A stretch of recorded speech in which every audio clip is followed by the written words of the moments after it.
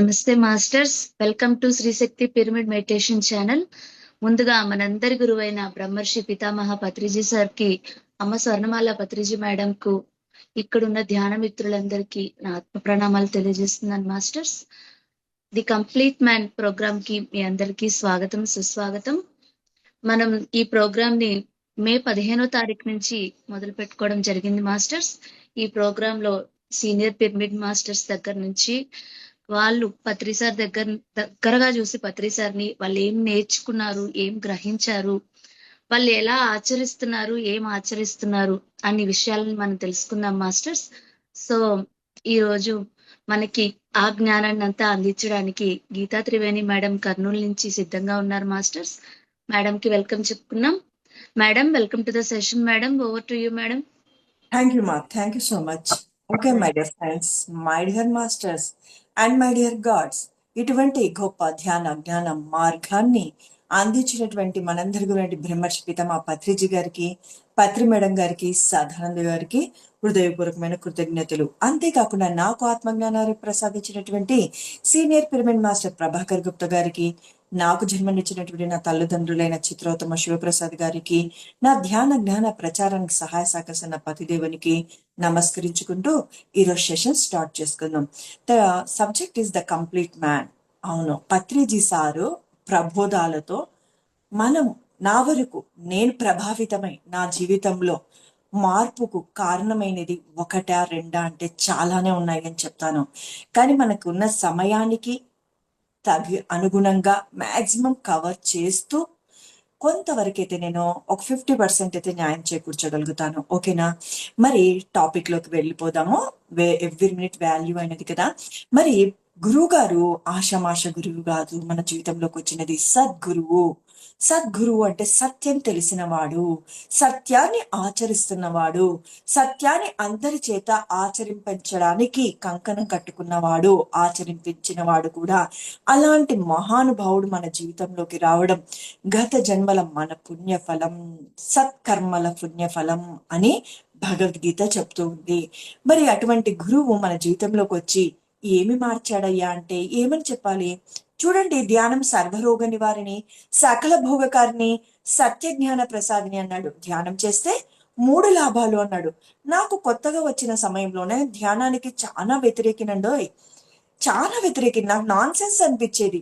మరి ఆ సమయంలో ఈ 3 లాభాలు నేను గురువుని అంటే ప్రభాకర్ గుప్తా గారిని, సీనియర్ పిరమిడ్ మాస్టర్ని అడిగేదాన్ని, అంకుల్ ప్రపంచంలో చాలా కష్టాలు ఉన్నాయి, చాలా బాధలు ఉన్నాయి, ఏ వ్యక్తిని అడిగినా మాకు చాలా ఇబ్బందులు ఉన్నాయంటారు, 3 లాభాలు హౌ ఇట్ ఈస్ పాసిబుల్ అంటే, ఒకరోజు భగవద్గీత వింటూ ఉంటే అందులో పరిపూర్ణానంద స్వామి ప్రపంచంలో 1000 లేవు కష్టాలు, లక్షలు లేవు కష్టాలు, 100 లేవు, 10 లేవు, 3 కష్టాలు అన్నాడు.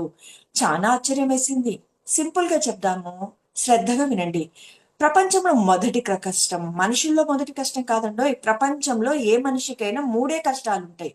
3లో 2 అయినా ఉండొచ్చు, 1 అయినా ఉండొచ్చు, 3 ఉండిండొచ్చు. 30 లేవు, 300 లేవు, 3000 లేవు, 3 లక్షలు లేవు అంటున్నారు.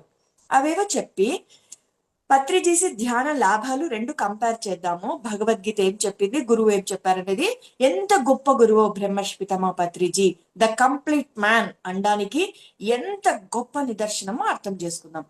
భగవద్గీత చెప్తుంది ప్రపంచంలో మొదటి సమస్య శారీరక మానసిక రుగ్మతలు, అంటే శరీరానికి వచ్చే అనారోగ్యాలు, మనసుకు వచ్చే అంటే లవ్ ఫెయిల్యూర్ కావచ్చు, కళ్ళ ముందు యాక్సిడెంట్ కాయి ఫ్యామిలీని అంతా కోల్పోవడం కావచ్చు, సంపద ఉన్నటువంటి మొత్తం కోల్పోయి బికార్లు అయ్యి ఆ మెంటల్ స్ట్రెస్ తో పిచ్చి వాళ్ళు అయిన వాళ్ళు కావచ్చు, బాగా చదువుకుని అనుకున్న ఉద్యోగం రాకపోతే పిచ్చి వాళ్ళు అయిండొచ్చు. అది మానసిక రుగ్మతలు. మొదటి సమస్య ప్రపంచంలో శారీరక మానసిక రుగ్మతలు.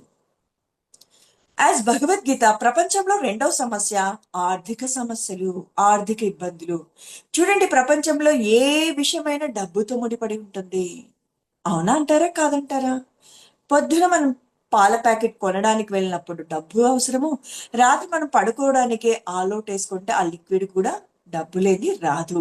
ఇంకా మార్నింగ్ టు నైట్ అంటే ఈ మధ్య కాలంలో డబ్బే అవసరం లేదంటారా? ఇల్లు కావాలన్నా, పిల్లల చదువులు కావాలన్నా, పెళ్లిళ్ళు కావాలన్నా, మనకు food, clothes, shelter, minimum needs ఏం కావాలన్నా డబ్బు కావాలంటారా లేదంటారా? మరి ప్రపంచంలో 2వ సమస్య ఏమి? ఆర్థిక సమస్యలు. మరి 3వ సమస్య సంబంధ బాంధవ్య సమస్యలు అంటే భార్యాభర్తల గొడవ కావచ్చు, ఇరుగు పొరుగున కావచ్చు, అన్నదమ్ముల మధ్య, అక్క చెల్లెల మధ్య, పెదనాన్న చిన్నాన్న మధ్య, జాబ్ చేసే చోట, లేకపోతే కొలీగ్స్ మధ్య, లేకపోతే రాష్ట్రానికి మధ్య, దేశానికి ఇప్పుడు దేశాలు కూడా రెండు, ఉక్రెయిన్, రష్యా ఇవన్నీ బాంబులు వేసుకుంటున్నాయి కదా. మొన్నటిదాకా ఇండియా పాకిస్తాన్ కూడా మాక్సిమం యుద్ధం దాకా వచ్చి ఆగిపోయింది కదా. దీన్ని సంబంధ బాంధవ్య సమస్యలు అంటే ప్రపంచంలో 4 సమస్య లేదు, 3 ఉన్నాయి. ఫస్ట్ వన్ వచ్చి శారీరక మానసిక రుగ్మతులు, 2 ఆర్థిక ఇబ్బందులు, 3 సంబంధ బాంధవ్య సమస్యలు. మరి పత్రిజీ సార్ 3 లాభాలు అనడానికి, భగవద్గీత 3 సమస్యలను ఉన్నాయి అనడానికి, 4వది లేదు అని భగవద్గీత చెప్తుంది. 4వది ఏదొచ్చినా ఈ మూడిటిలో లింక్ అయి ఉంటుంది, కానీ 4వది అంటూ లేదు. మీరు తర్వాత ఒక 1 వీక్ కూర్చొని చెక్ చేయండి, it is right or wrong. Bhagavad Gita right చెప్తుందా, రాంగ్ చెప్తుందా? ఒకవేళ మీకు ఏమైనా ఆన్సర్ కావాలంటే నా ఫోన్ నెంబర్ ఇందుమతి మేడం దగ్గర తీసుకొని నాకు కాల్ చేయండి, నేను మీతో డిస్కస్ చేస్తాను. ఓకే. మరి భగవద్గీత ఫస్ట్ ప్రాబ్లం ఏమి? శారీరక మానసిక రుగ్మతులు. పత్రిజీ ఏమన్నారు? ధ్యానం చెయ్యి, సర్వరోగ నివారిణి అన్నారు. మరి ధ్యానం చేస్తే రోగం పోతుంది కదా. మరి ప్రపంచంలో మొదటి సమస్య తీసేయచ్చు కదా. 2వది ఆర్థిక సమస్యలు భగవద్గీత ప్రకారము. మరి పత్రిజీ సార్ ధ్యానం చేయండి, భోగత్వం వస్తుంది, ధ్యానం సకల భోగకారిణి అన్నారు. ఓకే. మరి ఫస్ట్ వన్ సర్వరోగ నివారణ తీసేసినాం, 2వది ధ్యానం చేస్తే భోగత్వం వస్తుంది, సకల భోగాలు వస్తాయి అని చెప్పడం జరిగింది. అంటే ఆర్థిక సమస్యలు ప్రపంచంలో తీసేయచ్చు కదా. మరి ప్రపంచంలో 3వ సమస్య ఏమి? సంబంధ బాంధవ్య సమస్యలు. మరి ఇక్కడ పత్రిజీ సార్ ఏమన్నారు? సత్య జ్ఞాన ప్రసాదిని అన్నాడు. ఇది ఎలా లింక్ అవుతుంది అనుకుంటున్నారా? జ్ఞానం పొందితే నీ జీవితంలో వచ్చే కష్టాలకు, నష్టాలకు, బంధాల్లో వచ్చే బాధలకు, కష్టాలకు, అవమానాలకు అవగాహన కలుగుతుంది. ఫర్ సపోజ్ ఒక అత్త కోడల్ని హింసిస్తుంది అనుకుందాం, ఓ భర్త భార్యని హింసిస్తున్నాడు అనుకుందాం. గత జన్మలో తిను వాళ్ళకి ఏది ఇచ్చిందో అది ఈ జన్మలో క్యారెక్టర్స్ ఎక్స్చేంజ్ అయ్యి ఈ జన్మలో మనము సమస్యల రూపంలో, బాధల రూపంలో అనుభవిస్తాము. ఎప్పుడైతే సత్య జ్ఞానం పొందుతావో, క్షమాపణలు కోరుతావు, నువ్వు క్షమించేస్తావు. క్షమాపణలు కోరడం వల్ల గత జన్మ కర్మకు క్షమాపణలు కోరావు.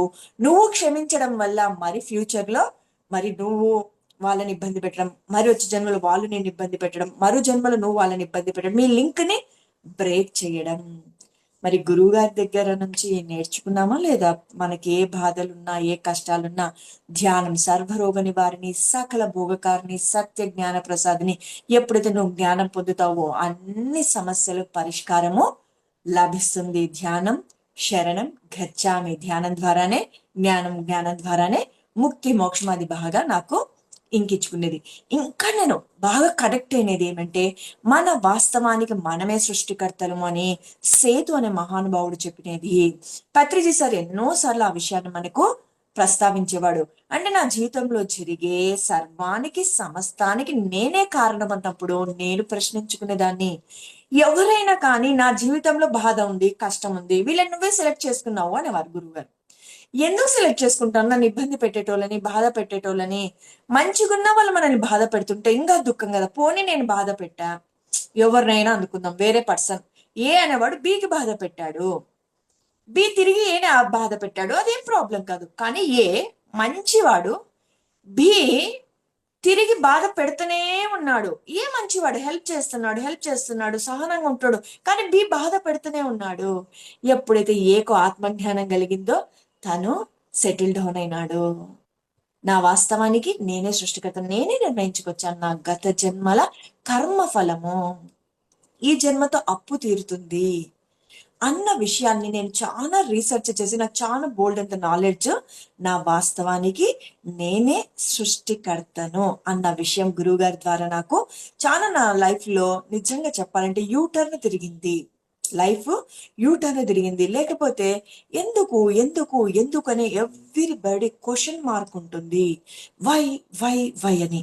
ఎప్పుడైతే ఆత్మజ్ఞానం పొందుతావో అందులోని సూక్ష్మాతి సూక్ష్మమైనటువంటి జవాబులు నీకు దొరుకుతాయో నీ జీవితము హాయిగా ఆనందంగా ఉండడంతో పాటు నీ పరివారానికి కూడా అంతే ఆనందాన్ని, ఆహ్లాదాన్ని ఇవ్వగలుగుతావు. మరి ఇంకొకటి గురువు దగ్గర నుంచి నాకు బాగా నచ్చింది. ఎవరికి చెప్పారు ఆ మాట మొదట? బ్రహ్మర్షి పితామహ పత్రిజీకి ఆయన గురువు చెప్పిన మాట. వస్తే రాని, పోతే పోని, ఉంటే ఉండని అనుకో సుభాష్.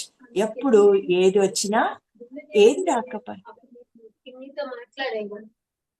మేడం మ్యూట్ చూసుకోండి, మ్యూట్ లో ఉండండి, వేరే సాంగ్స్ బయటకు. ఓకే, ఎనీబడి ప్లీజ్, ఏమైనా మీరు డిస్కస్ చేయకుండా చేసుకునే పాటైతే మ్యూట్ లో ఉండండి. ఓకే మాస్టర్స్, ఆ విధంగా వస్తే రాని, పోతే పోని, ఉంటే ఉండని అని తెలుసుకున్నప్పుడు నాకు చాలా హ్యాపీగా ఉంది. సంకల్పాలు, సంకల్ప ధ్యానాలు జరుగుతుందా, జరగదా, జరగకపోతే ఎందుకు జరగలేదు, నా ధ్యానంలో ఏమైనా లోపమై బూజంతా తొలగిపోయింది. వస్తే రాని, పోతే పోని, ఉంటే ఉండని, నాకు ప్రాప్తించేదైతే వచ్చి తీరుతుంది. రాలేదు అంటే నాకు అది అవసరం లేదేమో. ఉంటే ఉండని, ఎన్ని రోజులు నేను దాని నుంచి ఏమి నేర్చుకోవాలనో అన్ని రోజులు ఉంటుంది అనే అవగాహన కల్పించారు. ఒక్క 2 నిమిషాల్లో చెప్పేశాను కానీ ఒక రోజంతా మాట్లాడుకునే టాపిక్ ఇది. ఎందుకంటే సమయం తక్కువగా ఉంది. గురు ద్వారా నేను ఎన్నో పొందాను నా జీవితం హాయిగా ఉండడం కోసము. అందుకని కొద్ది కొద్దిగా మీతో షేర్ చేసుకుంటున్నాను. ఇంకా అద్భుతమైన ఇంకొక విషయం, మూడో విషయం చెప్పుకుంటున్నాం మనం ఇప్పుడు. 5 ఫింగర్స్ ఉంటాయి కదా, పెట్టుకోండి. No complaint, no comment, no comparison, no judgement. No comparison చాలా ఇంపార్టెంట్. ఓకే, ఎప్పుడు చూసినా మనము ఒకరితో పోల్చుకుంటూ ఉండొద్దు అన్నాడు. ఎవరి యొక్క స్థితిగతులకు వాళ్ళే కారణము. ఒకడు తమో గుణంలో ఉంటాడు, ఒకరు రజో గుణంలో ఉంటాడు, ఒకడు సత్వగుణంలో ఉంటాడు. మనం ఎవరి గుణాలకు తగినట్లు వాళ్ళు ఉంటారు, ఎవరి కర్మానుసారం వాళ్ళ జీవితాలు ఉంటాయి. కంపారిజన్ వద్దు. నో కంప్లైంట్, కంప్లైంట్ చేయొద్దు. మనం ఎవరమో కంప్లైంట్ చేయడానికి? నువ్వు కంప్లైంట్ చేయడం వల్ల నువ్వు కర్మను మోస్తున్నావు.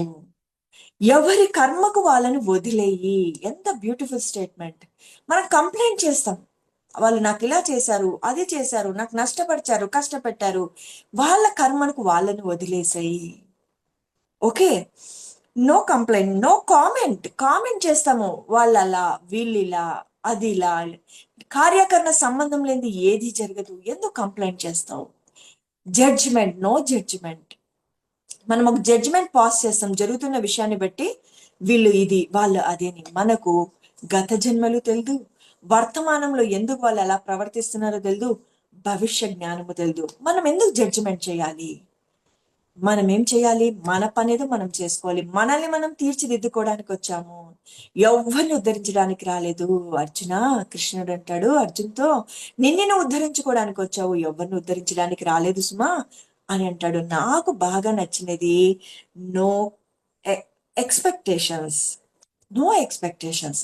నాకు ఒకటి ఉండేది, ఎక్స్పెక్టేషన్స్ అనేది. మనం ఎంతో ఎవరికైనా హెల్ప్ చేసినా, ఒక 4 సార్లు వాళ్ళని పలకరించినా, ఒక్కసారైనా వాళ్ళు మనల్ని పలకరిస్తే, మనం 10 సార్లు వాళ్ళకి విష్ చేస్తే, వాళ్ళు ఒక్కసారైనా మనకు విష్ చేయకపోతే నొప్పి కలిగించేది, బాధ కలిగించేది.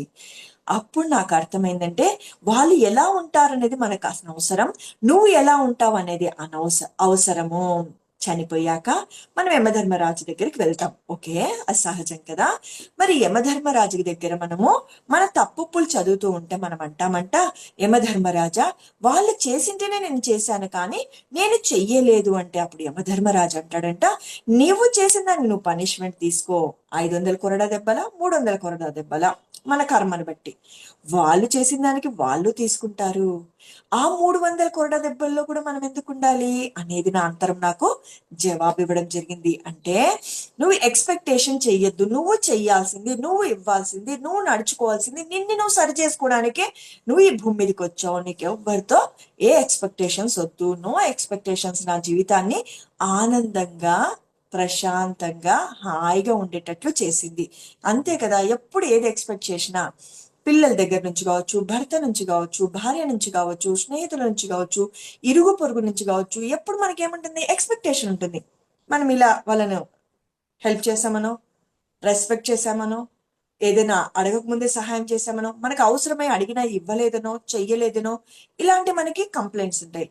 ఆ కంప్లైంట్స్ అన్ని పోయినాయా లేదా? No expectation. నువ్వు చేయాల్సింది నువ్వు చెయ్యి. నువ్వు చేస్తే నీకు వాళ్ళే వచ్చి తిరిగి చేయాల్సిన అవసరం లేదు. భగవంతుడు, పరమాత్ముడు ఏదో రూపకంగా వచ్చి నీకు సహాయపడతాడు. అర్థమైంది అనుకుంటాను. మరి నెక్స్ట్ పాయింట్కి వెళ్ళిపోదాం. కార్యకరణ సంబంధం లేని ఏదీ జరగదు అని గురువుగారు చెప్పేవారు. నాకు చాలా బాగా అనిపించింది. ఇక్కడ కార్యం జరుగుతుంది, అసలైన కారణం ఎక్కడనో ఉండి తీరుతుంది. మనకిప్పుడు జరిగినది నష్టంగా, బాధగా, ఇబ్బందిగా ఉంటుంది. కానీ ఒక 2, 3 ఏళ్ళు గడిస్తే గాని తెలియదు. చూడండి నా జీవితంలో అనంతపూర్‌కి మేము ట్రాన్స్‌ఫర్ అయ్యి వెళ్ళిపోయాం. ఇది సొంత ఇల్లు. ఇడిచి వెళ్తున్నామే. బాధేసింది. నా గురువు, నా ఫ్రెండ్స్, నా రిలేటివ్స్ ఇక్కడ ఉన్నారు. మరి అక్కడికి వెళ్ళినాక, అక్కడ నేను ఇన్ఛార్జ్ అయినాక, లైబ్రరీని డెవలప్మెంట్ చేశాక, అక్కడ వచ్చిపోయే వాళ్ళకు కనీసం 100 మంది పైగా ధ్యానాన్ని నేర్పించాను 10, 11 నెలలో. చుట్టుపక్కలంతా పల్లెలకంతా ఒక్క క్లాస్ పున్నమ మెడిటేషన్ 8 అవర్స్ తీసుకునే లోపల చుట్టుపక్కల పల్లెలకు అంత పేరు ప్రాకింది. పలానా గీతా మేడం క్లాస్ బాగా చెప్తున్నారు, వాళ్ళకి అర్థమైంది. అంటే కనీసం నేను ఆ కొద్ది సమయంలో ఒక 6, 7 ఊర్లకు వెళ్ళి క్లాసెస్ చెప్పాను. అంటే లాస్ట్ ఎండింగ్ వెళ్తున్నా కదా అని ఫిబ్రవరిలో వెళ్తానని డిసెంబర్లో నేను ఒక పున్నమ క్లాస్ తీసుకున్నాను. నేను ఇక్కడి నుంచి వెళ్ళిపోయేటప్పుడు నాకేముంది?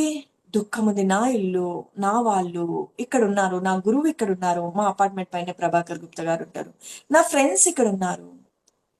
నేను ఇక్కడ నుంచి ఎందుకు వెళ్ళాలి? ఎందుకు భగవంతుడు ట్రాన్స్ఫర్ ఇచ్చాడు? మరి అక్కడికి వెళ్ళినందుకే నేను ఇన్ఛార్జర్గా అయ్యాను. ఓ మంచిగా లైబ్రరీ డెవలప్మెంట్ చేశాను, ఎంతో మందికి పుస్తకాలు ఇచ్చాను. అందులో ఒక గొప్ప మాస్టర్ తయారైనాడు నాయక్ తాతగారు. ఆయనకు 75 ఏళ్ళు. ఆయనకు ఆత్మజ్ఞానాన్ని ఇస్తూ పుస్తకాలు ఇచ్చేవాడిని. ప్రతి పున్నమకు వచ్చినప్పుడు ఆయనకు మంచిగా బుక్స్ ఒక 5, 6 తీసుకుపోయేవాడు. మరి నెక్స్ట్ మంత్ అంతా చదివి వాటి సారాంశం కూడా చెప్పి నాకు ఆ బుక్స్ ఇచ్చి ఆనందంగా వెళ్ళిపోయేవాడు. అలా ఒక 2 ఏళ్ళకు ఒక గొప్ప మాస్టర్గా అయ్యాడు. మరి నేను ఇక్కడ ఉంటే ఆ మాస్టర్ని తయారు చేసేదాన్నా, లైబ్రరీని డెవలప్మెంట్ చేసేదాన్నా, అక్కడంతా 100 మంది పైగా పిరమిడ్ మెడిటేషన్ ధ్యానం అందించగలిగేదాన్నా. మరి నేను ముందు ఒక మాస్టర్గా ఎదగదాన్నా. యూటర్న్ తిరిగినది. నేను ఒక శిష్యుడి నుంచి నేను ఒక జ్ఞానిగా ఆత్మజ్ఞానం ఉన్నప్పటికీ చెప్పమన్నప్పటికీ నా గురువు చెప్పమ్మా, ఇంక వినడం అయిపోయింది, చదవడం అయిపోయింది, సేవలు చేయడం అయిపోయింది, నువ్వు చెప్పు అన్నా. అయ్యో లేదంకుల్, ఇది సముద్రము, ఇది నాకు ఇంకా అసలు నాకు ఎప్పుడు అర్హత లేదనే అనుకుంటుంటాను. ఒక్క మాటలో చెప్పాలంటే ఇది social text book, physics text book, ఇందులో నుంచి అడుగుతారండి. ఇక సముద్రము. ఎవరైనా ఏదైనా ప్రశ్నిస్తే చెప్పకపోతే గురు స్థానానికి మనము అపకీర్తి తెచ్చిన వాళ్ళం అవుతామనే అవగాహన ఉండేది. అప్పుడు నా గురువు అన్నాడు, ఎవరైనా ఏదైనా అడిగితే తెలిస్తే చెప్తానండి, తెలియకపోతే తెలుసుకొని చెప్తాను, లేకపోతే నాకు తెలియదని చెప్తానని చెప్పు అన్నాడు. నాకు అప్పుడు కంఫర్ట్ గా అనిపించింది, సుఖంగా అనిపించింది, ఇది బాగుంది అనిపించింది. చెప్పడం షురూ చేశాను. ఇప్పుడు మరి ఒక 10 నెలలకి నేను కర్నూలుకి తిరిగి వచ్చాను. అంటే నేను అనంతపూర్ పోవడానికి కారణం నేను ఒక మాస్టర్ గా తీర్చిదిద్దుకోవడానికి, ఎంతో మందికి ధ్యానాన్ని ఇవ్వడానికి, నా అకౌంట్ లో పుణ్యఫలం వేసుకోవాలి కదా. మరి ఈ రోజు ఇక్కడ కర్నూలుకి వచ్చి మరి బాధేసింది. అరే బాగున్నాను కదా, మరి ఇక్కడికి ఎందుకు? ఒక అవగాహన ఉంది కాబట్టి ఏదో కార్యకరణ సంబంధం లేనిది అప్పుడు పోయినాను, ఇప్పుడు వస్తున్నాను. ఇక్కడికి వచ్చాక కర్నూలు సెంటర్ మొత్తంలో డైలీ వీక్లీలో కంపల్సరిగా ఒక క్లాస్ ఉంటుంది. నెంబర్ ఆఫ్ జూమ్ క్లాసెస్ చెప్పాను. కనీసం 200 నుంచి 300 క్లాసులు ఈ 2, 3 years లో చెప్పింటాను. పిఎంసి ఛానల్ నుంచి పిలుపు వచ్చింది. ఎన్నో ఊర్లకు, బళ్ళారి కావచ్చు, ప్రొద్దుటూరు కావచ్చు, డోన్ కావచ్చు, నందికొట్కూరు కావచ్చు, కోడుమూరు కావచ్చు, చాలా ఊర్లకు నెంబర్ ఆఫ్ కనీసం ఒక 20 ఊర్లకు వెళ్ళి క్లాసెస్ చెప్పింటాను. కార్యకరణ సంబంధం కరెక్ట్ అంటారా, కాదంటారా? మన జీవితంలో ఈరోజు కష్టం జరగవచ్చు, నష్టం కావచ్చు, దానివల్ల ఏది రూపాంతరం చెందుతుందో తెలియదు. ఈడ కార్యం ఒకటి తెలిసింది, కారణం ఏది ఉంటుందో నీకు తెలియదు అని ఎప్పటికప్పుడు మనము గురువు మనకి గుర్తు చేశారు. అది నా జీవితంలో గురువు చెప్పిన విషయంలో నాకు చాలా ఆనందాన్ని కలిగిస్తుంది. ఇప్పుడు నా జీవితంలో ఏది జరిగినా కార్యకరణ సంబంధం లేనిది ఏది జరగదు. భవిష్యత్తులో తెలుసుకోవాల్సిన అవసరం కూడా లేకపోవచ్చు అని అనుకుంటాను. నెక్స్ట్, పాజిటివ్ గా థింక్ చేయమనేవారు, ఫిల్టర్ చేసి మాట్లాడేమనేవారు, నోరుంది కదా అని వడవడా మాట్లాడొద్దు అనేవారు, మితాహారం తీసుకోమనేవారు, మధ్య మార్గంలో ఉండమనేవాడు. ఇవన్నీ గురువు చెప్పిన మాటలు. మధ్య మార్గము, అతి ఏది పనికిరాదు, అలానే ఏం లేకుండా ఉండొద్దు, ఓవర్ వద్దు, డౌన్ వద్దు, మధ్య మార్గము. అవసరమైతేనే మాట్లాడు, అనవసరంగా మాట్లాడొద్దు, అంతర్మౌనము పాటించు. ఎంత అద్భుతమైన విషయాలు. మాట్లాడేటప్పుడు ఫిల్టర్ చేసి మాట్లాడు. ఫిల్టర్ ఎలా చేయాలి? అదేమో టీయా? కాదు కదా. అంటే ఫిల్టర్ చేయడం అంటే అవసరమైతేనే మాట్లాడు. నీకన్నా ఆ మాట నీకైనా అవసరపడాలి, ఎదుటి వ్యక్తికైనా అవసరపడాలి, అయితే మాట్లాడద్దు. మాట్లాడే మాట ప్రతిదీ ఎలా ఉండాలి? పాజిటివ్గా ఉండాలి, నెగిటివ్గా ఉండరాదు. ఇవన్నీ నేర్చుకున్నాం సుమా. Next, very very good. ఎంతో మంది మాస్టర్స్ యొక్క ఆత్మజ్ఞానాన్ని మన దగ్గరికి చేశారు. సేతు, రామ్తా, ఓషో, యోగానంద, రాంపా, భగవద్గీత 108 శ్లోకాలుగా, 700 శ్లోకాలు, 104 శ్లోకాలుగా కుదించి ధ్యాన వివరణ రూపంలో లోతుల్లోకి డెప్త్ నాలెడ్జ్ ఇవ్వడం జరిగింది. నా గురువు నాకు ఒక మాట చెప్పాడు, నీ పేరు గీత, నీ నోట భగవద్గీత పలకాలి అని. ఒకసారి ధ్యానానికి రాను అంటే నాన్ సెన్స్ అన్నాను, మెడిటేషన్ నాన్ సెన్స్ అన్నాను. అందుకని నాకు 2 సంవత్సరాల్లో 3 సర్జరీలు, ఆ సర్జరీ కూడా ఫెయిల్యూర్ అయిపోయి డాక్టర్ కాడ 6 నెలలు గిరగిరా తిరిగి డిప్రెషన్ వచ్చి ధ్యానంలోకి వచ్చాను. ఎంత ఉంది దీంట్లో, ఎలా తగ్గింది నాకు అని ఓ 2 ఏళ్ళు బాగా సాధన చేసి, టెలిపతి అంటేమి, వాకిన్ అంటేమి, ఆమ్, ఆ, సూక్ష్మ శరీరయానం అంటేమి, థర్డ్ ఐ అంటే ఏమి, మాస్టర్స్ ఆటో రైటింగ్ అంటే ఏమి, ఇలా ఎన్నో విషయాలు నేను విన్నప్పుడు ఆశ్చర్యం అనిపించి నేను సాధన చేసి అంతర్వాణిని వినడం నేర్చుకున్నాను. టెలిపతి కూడా ఎక్స్పీరియన్స్ పొందాను. సూక్ష్మ శరీరయానం, ఈ విధంగా అనేక రకాలుగా నేను ఆత్మజ్ఞానాన్ని పొందుతూ వచ్చాను. మరి లాస్ట్ వన్, గురువు గారి దగ్గర నుంచి, అంటే ఈ సమయంలో నేను రాసుకున్న పాయింట్స్ లో, ఎందుకంటే హాఫ్ అన్ అవరే మనకు టైం కాబట్టి ఇన్ టైంలో మనం కంప్లీట్ చేయాలి కాబట్టి. మరి గురువు గారు ఏమని చెప్పారు అంటే, నీ చిట్ట చివరి శ్వాస వరకు ధ్యాన, స్వాధ్యాయ, సజ్జన సాంగత్య, సేవ, ఈ 4టిని వదలరాదు. ఏమన్నారు? ధ్యాన, స్వాధ్యాయ, సజ్జన సాంగత్య, సేవి 4టిని వదలరాదు. ఒక బిల్డింగ్ పర్ఫెక్ట్ గా పునాదులు బాగుండాలంటే ఏం చేయాలి? 4 పిల్లర్లు గట్టిగా ఉండాలంటే అనుదిన ధ్యానాభ్యాసము, స్వాధ్యాయము, సజ్జన సాంగత్యము, సేవ ఏ రోజు వదలరాదు. అలా నేను అనుదినం ధ్యానం చేస్తూ, స్వాధ్యాయం చేస్తూ, సజ్జన సాంగత్యం చేస్తూ, ఎన్నో విషయాలను తెలుసుకుంటూ, భవిష్యత్తులో కూడా ఎన్నో విషయాలను తెలుసుకున్న వాటిని సేవ రూపంలో నా తోటి దేవతలకు పంచుకుంటూ నేను పొందుతూ ముందుకు సాగిపోవాలని నాకంటూ చాలా బ్యూటిఫుల్ వర్క్ ఉంది. చూడండి, ఒక ఏజ్ వస్తే పిల్లలు పెద్దవాళ్ళు అవుతారు, వాళ్ళ చదువులు, వాళ్ళ ఉద్యోగాలు, మనకు అప్పుడు డిప్రెషన్ వస్తుంది, పాడు జీవితం అనిపిస్తుంది, బాధేస్తుంది. కానీ ఆత్మజ్ఞానికి ప్రతిరోజు లాట్ ఆఫ్ వర్క్ ఉంది, ఎంతో పుస్తకాలు చదివేది ఉంది, ఎంతో ధ్యానం చేసేది ఉంది, ఎంతో అనలైజ్ చేసేది ఉంది, అంటే మననం చేసేది ఉంది. ఎందుకని ప్రశ్నలు వేసుకునేది ఉంది, సమాధానాలు రాబట్టుకునేది ఉంది. చిట్ట చివరి శ్వాస వరకు ధ్యానము చేసేది ఉంది. ఈ జన్మని ఆఖరి జన్మ చేసుకునేది ఉంది. ఏం చేయాలి? ప్రతిరోజు ధ్యాన, స్వాధ్యాయ, సజ్జన సాంగత్య, సేవ, ఈ 4టిని ఎప్పటికీ వదలరాదు. గురువు చెప్పినటువంటి మహామంత్రము. మరి గురువు గారు ఏమన్నారు? హింసా చూడు, హంసా పకడో, అది కూడా చాలా గొప్పది, నువ్వు ధ్యానం చేయకపోయినా పర్వాలేదు అనేవారు. హింస చెయ్యరాదు. నేను అనుకుంటే, గురువు గారు ధ్యానం చాలా గొప్పది కదండి, మీరు హింస వదిలేయండి, ధ్యానం చేయకపోయినా పర్వాలేదు అంటే, గురువు చెప్పారు, నువ్వు ధ్యానం చేస్తూ ఉంటావు కానీ హింస చేస్తుంటావు. కోళ్ళని, మేకల్ని, గొర్రెల్ని బాగా తింటూ ఉంటావు. ధ్యానం చేసినది అంత నీ పాపము అంత. అందుకని నువ్వు పాపం అంత చెయ్యొద్దు, ఇంత ధ్యానం చేయకపోయినా పర్వాలేదు. ఎంత గొప్ప అంతరార్థం ఉంది మాస్టర్స్, ఉందంటారా లేదంటారా? చూసారా? మరి హింస, నేనేమనుకుంటున్నాను, వైశ్యాస్, మేము కోమటి వాళ్ళం, తినము.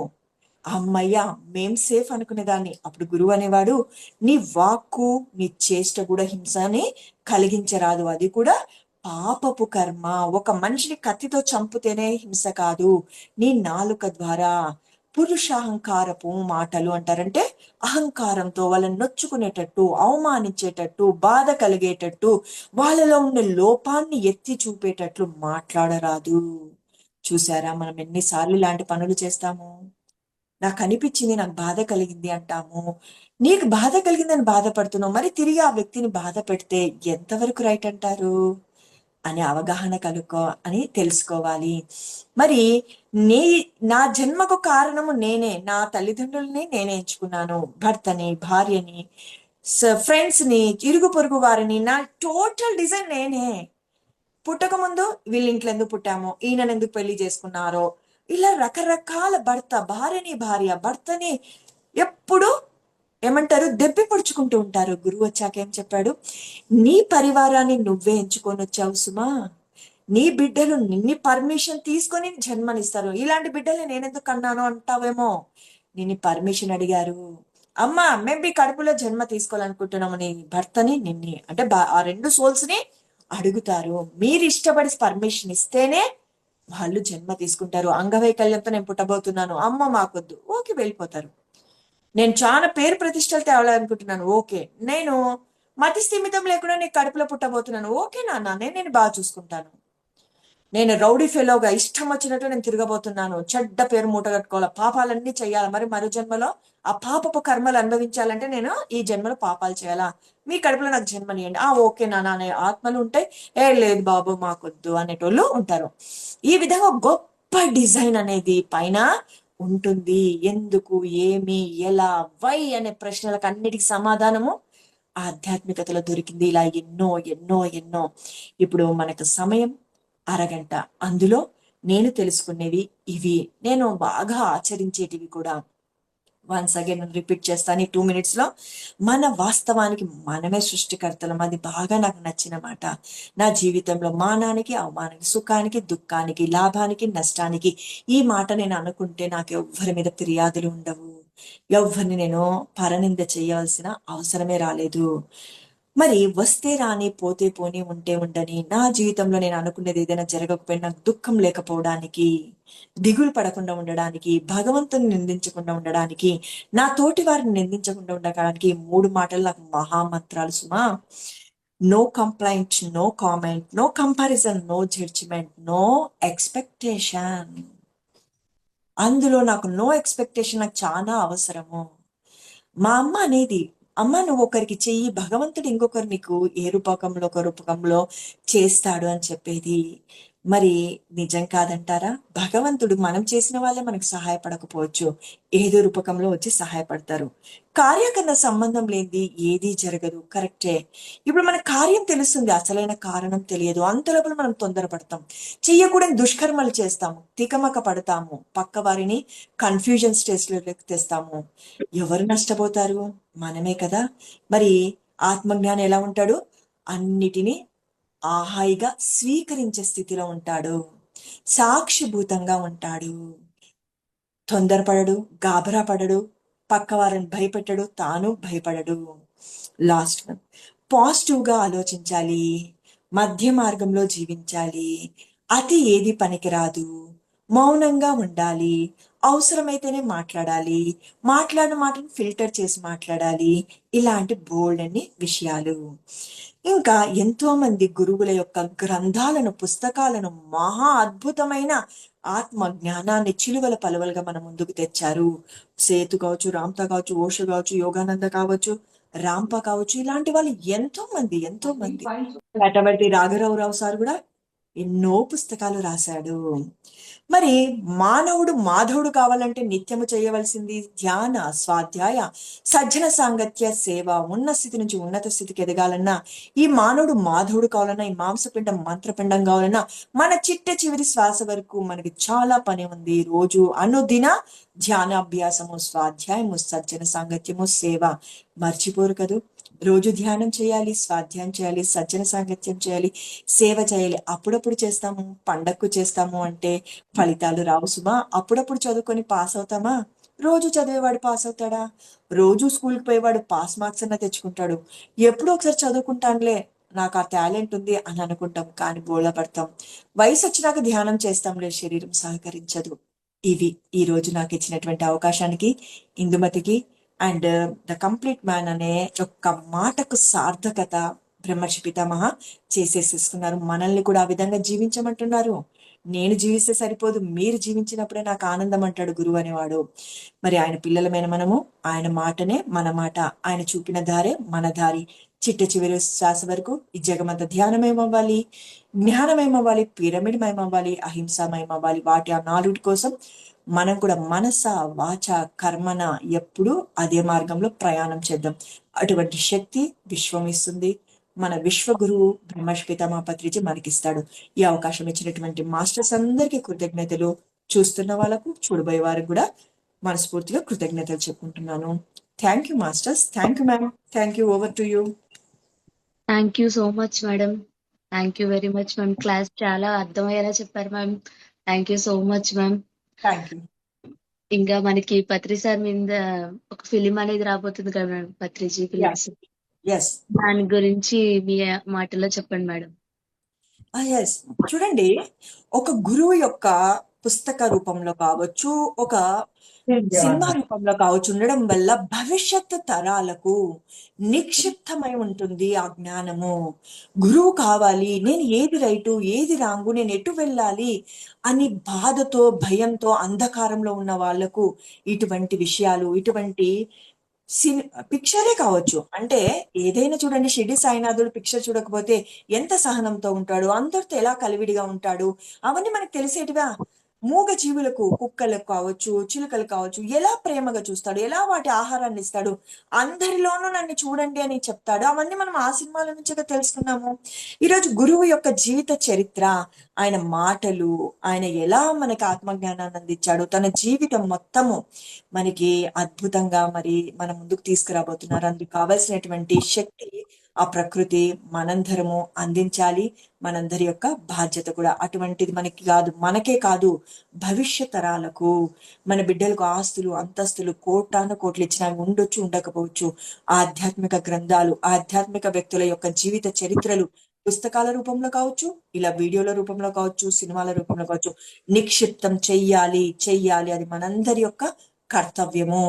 మనం బాగుంటే సరిపోదు సుమా, సమస్తము అంటే వచ్చే భవిష్యత్ తరాలు కూడా వందల వేల సంవత్సరాల తర్వాత కూడా వాళ్ళకి అది ఒక గొప్ప నిఘంటువు లాగా ఉండాలి, ఒక డిక్షనరీ లాగా ఉండాలి.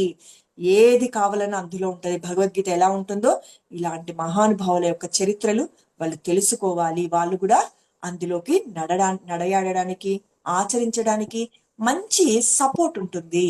Okay, thank you masters.